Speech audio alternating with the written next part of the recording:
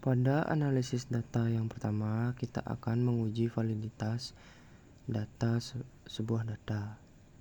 Yang pertama kita lakukan ialah kita membuka pada bagian analisis, kemudian memilih pada bagian correlate. Kemudian pilih menu bivarian. Kemudian akan muncul sebuah tabel. Nah, pada tabel tersebut salin semua item kemudian pindahkan ke kolom variabel. Lalu klik OK. Maka akan terlihat hasil dari validitas melalui rumus SPSS. Untuk menarik sebuah kesimpulan, maka kita harus memperhatikan pada hasil tabel paling bawah, yakni pada nilai signifikasi kriteria uji validitas menggunakan nilai signifikasi. Kevaliditas sebuah data dapat dilihat dari nilai signifikasi yang kurang dari 0,05. Akan tetapi, jika nilai signifikasi sebuah data lebih dari 0,05, nilai signifikan data tersebut tidak validitas.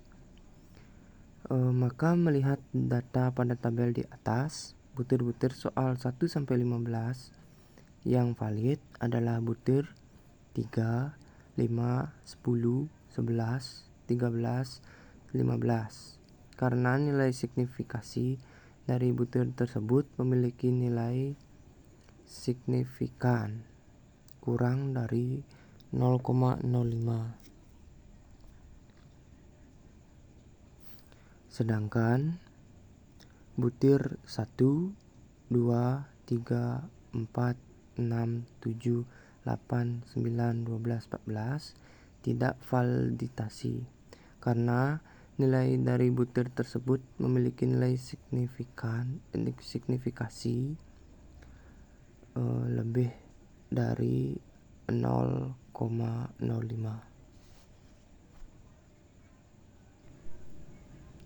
Pada analisis data yang kedua, kita akan menguji reliabilitas. Langkah yang pertama ialah membuka pada bagian analisis, kemudian klik pada menu scale. Kemudian klik pada menu reliability analisis, maka akan muncul tabel seperti data yang pertama. Kemudian select semua item kecuali item terakhir yang merupakan total dari keseluruhan data ke dalam kolom item, lalu klik OK.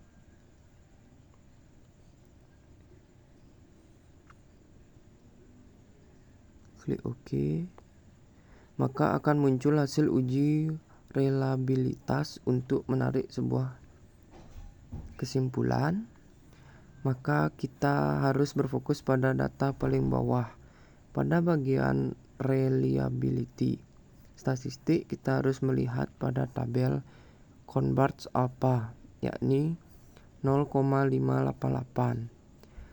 Menurut Imam Ghazali, variabel dikatakan reliable apabila nilai converge alpha lebih dari 0,70.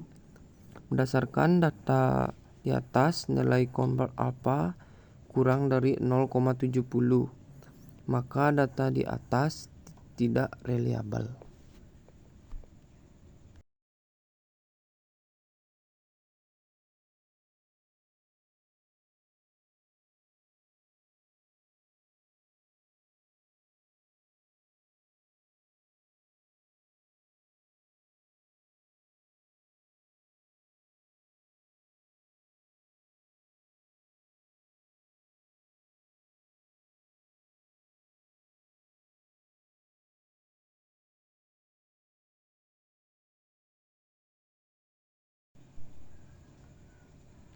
Pada analisis data yang kedua, kita akan menguji reliabilitas. Langkah yang pertama ialah membuka pada bagian analisis, kemudian klik menu Scale.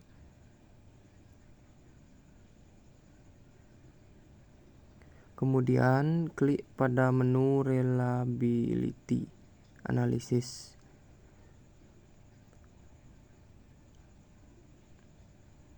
Maka akan muncul tabel seperti data yang pertama. Kemudian select ke semua item kecuali item terakhir yang merupakan total dari keseluruhan data ke dalam kolom item. Lalu klik OK.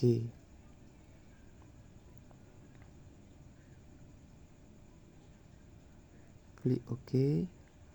Maka akan muncul hasil uji reliabilitas untuk menarik sebuah kesimpulan, maka kita harus berfokus pada data paling bawah. Pada bagian reliability statistik, kita harus melihat pada tabel Cronbach's alpha, yakni 0,588.